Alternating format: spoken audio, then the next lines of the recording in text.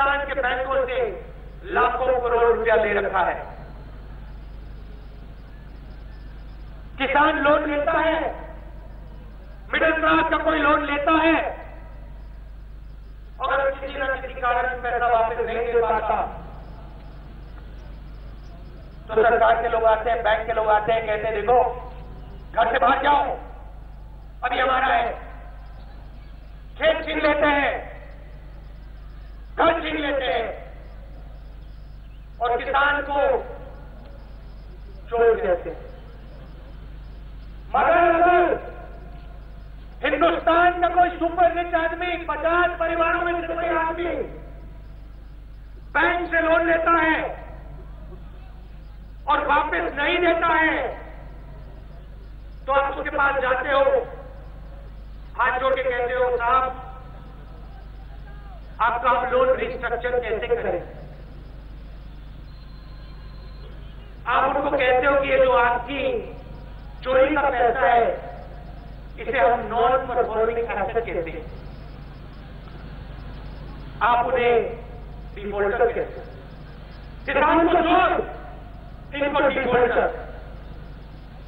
अब सच्चाई ये है कि इन्हीं 50 परिवारों ने हिंदुस्तान के पब्लिक सेक्टर बैंकों से लाखों करोड़ रुपया का लोन लिया है। आपका पैसा, आपके खून पसीने का पैसा, आपके टैक्स का पैसा, 8 लाख करोड़ रुपया ये बैठे हुए हैं, ये पैसा वापस नहीं देना चाहते हैं। मोदी जी को इनसे ये पैसा जाकर छीनना चाहिए, इनकी जमीन लेनी चाहिए, इनके घर लेने चाहिए, इनकी बड़ी बड़ी बातें लेनी चाहिए, मगर नहीं, नरेंद्र मोदी जी ये काम नहीं कर सकते हैं क्योंकि इन्होंने तो नरेंद्र मोदी जी को बनाया है।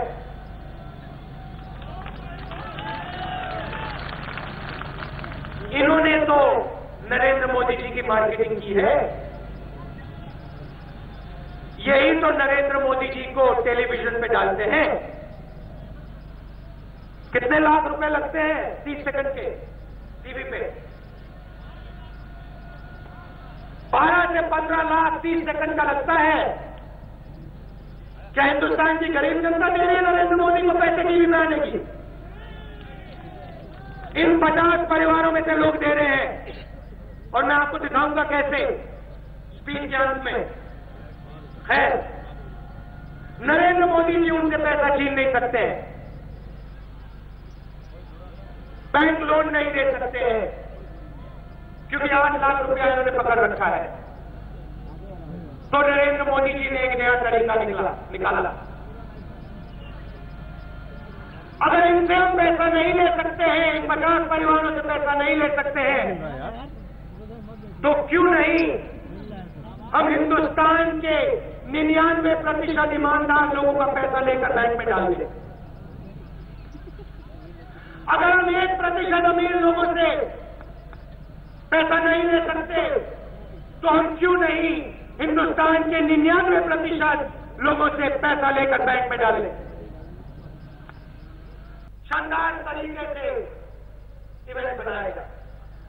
मगर राहुल जी प्लानिंग में मोदी से कोई कम नहीं, वो हर चीज के बारे में सोचता है, हर चीज के बारे में सोचता है। प्लानिंग उसकी बड़ी जबरदस्त है। अब मैं आपसे पूछता हूं, लक्ष्य था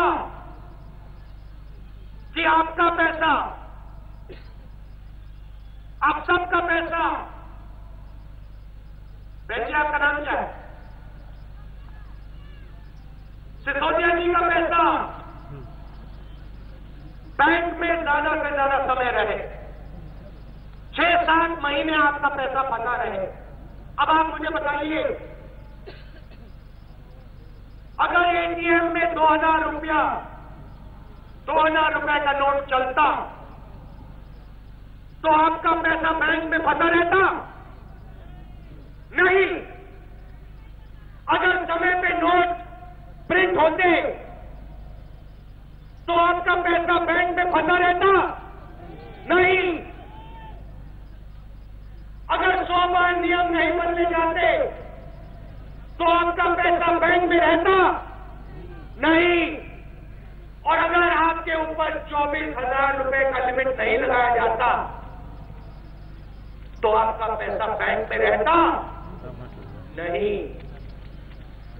नरेंद्र मोदी जी की प्लानिंग का यही लक्ष्य था।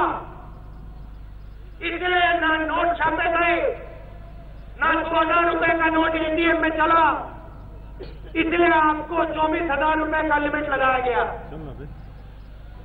लक्ष्य था कि हिंदुस्तान के गरीब का पैसा बैंक में फंसा रहे और इस पैसे से बैंक लोन अमीरों के 8 लाख करोड़ रुपए माफ किए जाए। ये सच्चाई है, सच्चाई। पहले मोदी जी ने काले धन की बात की,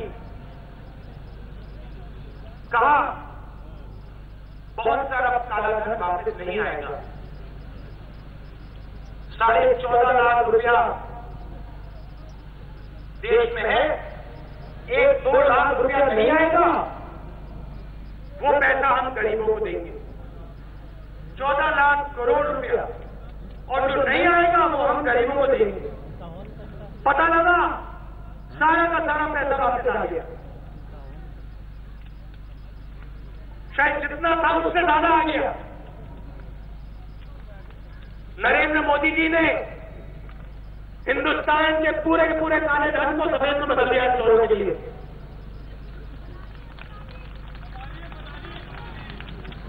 ब्लैक मार्केट की ब्लैक मनी की ब्लैक मार्केट बना दी। ब्लैक मार्केट के ऊपर एक नई ब्लैक मार्केट तैयार करनी शुरू कर दी। मगर जब पता लगा कि काला धन सबका सब वापस आ रहा है तो नरेंद्र मोदी दौड़ के निकले आतंकवाद की ओर। कहते हैं देखो देशवासियों, आतंकवाद के खिलाफ ये बहुत बड़ा कदम था। लंबा भाषण दिया। 2 दिन बाद आतंकवादी मारे जाते हैं। उनके जेब में से चमकते हुए 2,000 रुपए के नए वाले नोट, लाल वाले। मोदी जी दौड़े उधर से, आतंकवाद से दौड़े। किधर दौड़े? नकली नोटों की ओर। चलो भैया नकली नोटों की बात करते हैं। नया भाषण आया, ये जो हमने कदम उठाया ये नकली नोटों के खिलाफ कदम था। राज्यसभा में कांग्रेस से पूछा, बीजेपी के मंत्री से पूछा, बताइए भैया ये आपने इतना बड़ा एक्शन किया काले धन के खिलाफ, नकली नोटों के खिलाफ, बताइए कितने नकली नोट हैं हिंदुस्तान में? 100 रुपए में कितने रुपए नकली हैं? मंत्री का जवाब आता है, चुप्पे चुप्पे से बोला 100 रुपए में से 2 पैसे नकली हैं। 2 पैसे 100 रुपए में से। ये था आपका नकली नोटों के खिलाफ एक्शन। उधर से दौड़े मोदी जी, निकले भागते हुए कैशलेस इकोनॉमी की ओर। चलो भैया कैशलेस इकोनॉमी की बात करते हैं।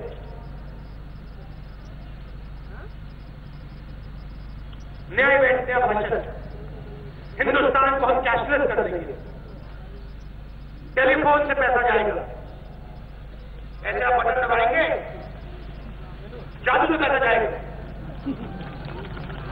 अच्छा सुनो है, नरेंद्र मोदी जी ने यहां टेलीफोन में भाषण दिया था, सही बात है ना?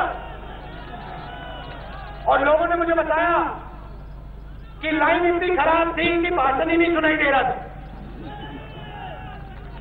उस टेलीफोन लाइन पे अब पैसा ट्रांसफर होगा। कमाल की बात। अच्छा ठीक है, एक और बात बताता हूं। आज आप अपनी जेब से पैसा निकालते हो, किसी दुकानदार को देते हो, महिलाएं बच्चों के लिए कुछ खरीदती हैं, कोई स्टूडेंट किताब खरीदता है, किसान बीज खरीदता है, तो आपके जेब से 100 रुपए निकलते हैं और दुकानदार को 100 रुपए मिलते हैं। मोदी जी की कैशलेस दुनिया में जब आप यहां बटन दबाओगे, जादू में से यहां से 100 रुपए निकलेंगे और 5% कमीशन जादू से उन्हीं 50 परिवारों को मिल जाए। ये है मोदी जी की कैशलेस दुनिया। हम कैशलेस के खिलाफ नहीं है। हम चाहते हैं कि ये चीजें हो, मगर हिंदुस्तान पर कैशलेस थोपा नहीं जाना चाहिए। आस्ते आना चाहिए, ऑर्गेनिकली आना चाहिए, मगर कैशलेस थोपा नहीं जाना चाहिए। अब मैं फिर से अपने सवालों पे आता हूं, जहां से मैंने शुरुआत की थी। देखिए मोदी जी, आपने हिंदुस्तान के 99% ईमानदार लोगों को लाइन में खड़ा कर दिया।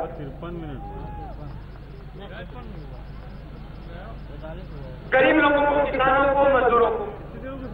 आपने इन महिलाओं की कमाई पर सवाल उठाया।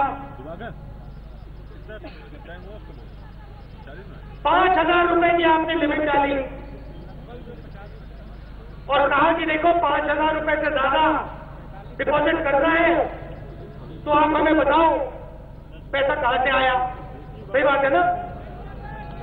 आपने पूरे हिंदुस्तान की उंगली पे निशान लगवाया, कहा कि देखो, आपने कहा कि लाइन में लगे हुए सब चोर हैं और पूरे हिंदुस्तान के चोरों के यहां आपने निशान लगाया। अब मैं आपसे 2-3 सवाल पूछना चाहता हूं। तो आप सुन रहे थे राहुल गांधी को, कल गुजरात और आज बहराइच उत्तर प्रदेश। जिस तरीके से बयान थे, फुल फॉर्म में आने की कोशिश कर रहे थे। पीएम मोदी और राहुल गांधी के बीच चल रही जुबानी जंग के साथ हम शुरुआत कर रहे हैं। कल राहुल गांधी ने वार किया, आज पीएम ने पलटवार किया। राहुल गांधी ने एक और अभी पलटवार किया है। इसके बाद फिर राहुल ने पीएम मोदी से सवाल कर दिया कि मेरा मजाक उड़ाने से बेहतर होगा कि आप सवालों का जवाब देते हैं। देखिए दोनों के बीच आज सुबह से हुई ये जुबानी लड़ाई। उनके एक युवा नेता हैं, अभी भाषण सीख रहे हैं। ऐसे करते थे, वो भी ऐसे करते।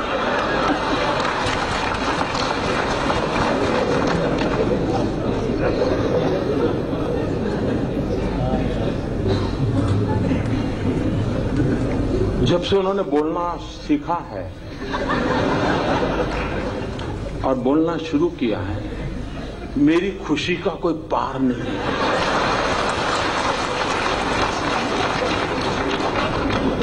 दो 2009 में पता ही नहीं चलता था कि भाई इस पैकेट के अंदर क्या है, पता ही नहीं चलता था। अब पता चल रहा है कि भाई ये है, ये नहीं है। न बोलते तो बड़ा भूकंप आ जाता था और देश को इतना बड़ा भूकंप झेलना पड़ता, ये देश 10 साल तक उभर नहीं सकता था। लेकिन अच्छा हुआ कि बोलना शुरू हो गया तो पता चल रहा है भूकंप की संभावना बची नहीं, क्योंकि देश की जनता समझ गई। जी, इन्होंने बड़ा मजेदार कहा। उन्होंने कहा जिस देश में 60% लोग अनपढ़ हो, वहां मोदी ऑनलाइन बैंकिंग की बात कैसे कर सकता है? मुझे बताइए साहब, कोई पढ़ा लिखा था क्या? मैंने कोई जादू टोना किया कि वो अनपढ़ हो गया? ये 60% अनपढ़ थे। ये रिपोर्ट कार्ड आपने किसका दिया जी, जरा बताओ तो। भाइयों बहनों, ये क्या कर रहे हैं उनको भी समझ नहीं है जी। कल मैंने गुजरात में प्रधानमंत्री नरेंद्र मोदी जी से 2-3 सवाल पूछे, भ्रष्टाचार के बारे में उनसे मैंने सवाल पूछे। सवाल के जवाब नहीं दिए, मगर जो सवाल पूछ रहा था उसका मजाक उड़ाया। ऐसे ही एक समय गालिब जी का मजाक उड़ाया गया था। उनके शब्दों से मैं जवाब देना चाहता हूं। हर एक बात पे कहते हो कि तू क्या है, हर एक बात पे कहते हो कि तू क्या है। तुम ही कहो कि ये अंदाजे गुफ्तगू क्या है।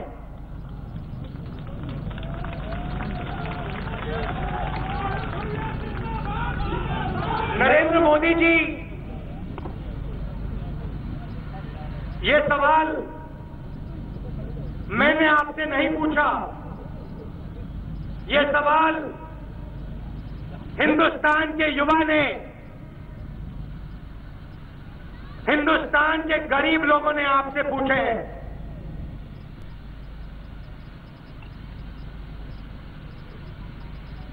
सवाल ये है कि प्रधानमंत्री ने भ्रष्टाचार किया या नहीं। आप मेरा जितना मजाक उड़ाना चाहते उड़ाओ, मगर आप देश के युवाओं का और मेरे सवाल का जवाब दो। प्रधानमंत्री नरेंद्र मोदी ने नोटबंदी को सफाई अभियान करार दिया तो राहुल गांधी ने कहा कि इससे किसानों और मजदूरों को जबरदस्त परेशानी पड़ी है। आप देखते होंगे इन दिनों देश का एक बहुत बड़ा सफाई अभियान चल रहा है।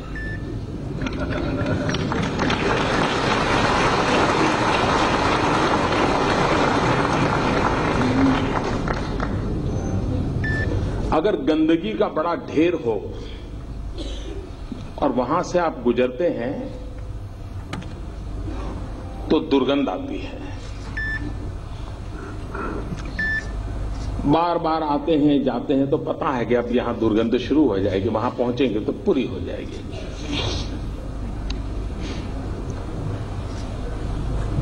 और एक सीमा में दुर्गंध महसूस होती है, उससे ज्यादा फिर महसूस नहीं होती है। लेकिन जब उस ढेर की सफाई शुरू करते हैं तो गंध इतनी ज्यादा महसूस होती है कि वहां से गुजरना मुश्किल हो जाता है।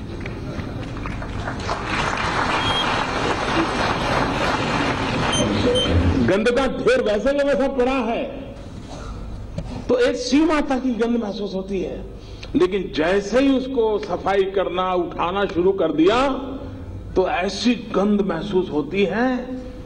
आजकल आप देख रहे होंगे कैसी कैसी गंध महसूस हो रही है। पार्लियामेंट हाउस में मेरे सामने लोकसभा में मनरेगा का मजाक उड़ाया।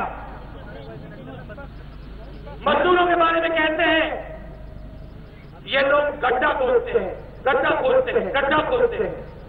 नरेंद्र मोदी जी, हिंदुस्तान का मजदूर गड्ढा नहीं खोदता है, हिंदुस्तान को बनाता है। अपना खून और अपना पसीना देता है। 30 दिन की यात्रा किसानों के लिए हमने की, कांग्रेस पार्टी ने की उत्तर प्रदेश में। हिंदुस्तान के किसान ने नरेंद्र मोदी जी से सिर्फ 3 चीजें मांगी। देश को अपना खून पसीना देता है, इज्जत मांगी और सिर्फ 3 चीजें मांगी। कर्जा माफ, बिजली बिल हाफ और अनाज के लिए, सब्जी के लिए सही दाम।